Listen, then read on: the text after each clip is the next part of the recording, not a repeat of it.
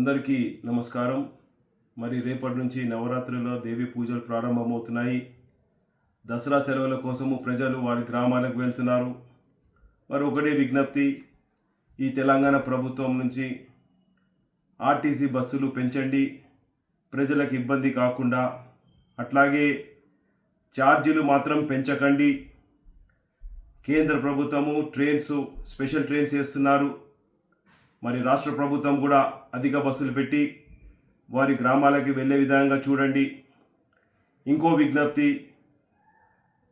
ఏదైతే రోజు ప్రతి చౌరస్తాలో ట్రాఫిక్ పోలీసులు పెట్టి చాలాన్లు వసూలు చేస్తున్నారో, ఈ పండుగ రోజులలో మరి ప్రతి ఒక్కరు వాళ్ళ గ్రామాలకు వెళ్తున్నారు కాబట్టి వాళ్ళ కార్లని బైక్లను ఆపి చాలాన్లు వసూలు చేస్తున్నారు. పాత చాలాన్లు కానీ కొత్త చాలాన్లు కాబట్టి దయచేసి ఈ 9 రోజులు పండుగ వాతావరణంలో ప్రజలను ఇబ్బంది చేయకండి చాలాన్లతో.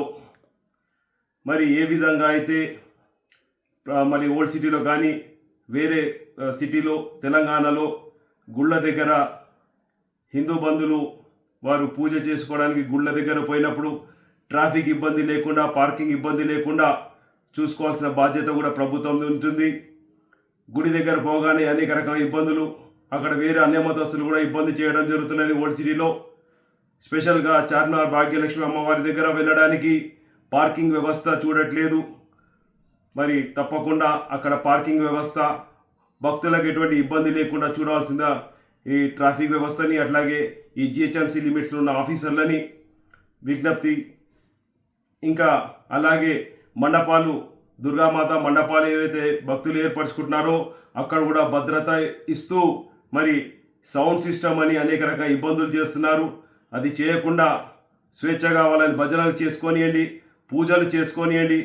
మరి ఆర్గనైజర్స్ మీరు కూడా ఎవరో వచ్చి ఏదో చేస్తారని మరి ఎదురు చూడకుండా మన మండపాల్ని మనం కాపాడుకుందాం, మన మండపాల్ని మనం భద్రంగా చూసుకుందాం.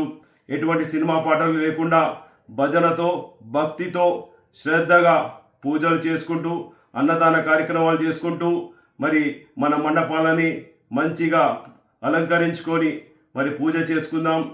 ఎటువంటి నిబంధనలు లేకుండా మన హిందూ సాంప్రదాయం ప్రకారంగా పూజలు చేసుకుందాం. ఎవరు మన పూజలు ఆపలేరు, మన మండపాలను ఎవరు అడ్డగించుకోలేరు. కాబట్టి అందరూ హిందూ బంధువులారా, మీ అందరికీ ఒకటే విజ్ఞప్తి, మనము శ్రద్ధతో, భక్తితో ఈ నవరాత్రి పూజలు చేసుకుందామని. అందరికీ భారత్ మాతా కీ జై. ధన్యవాద్.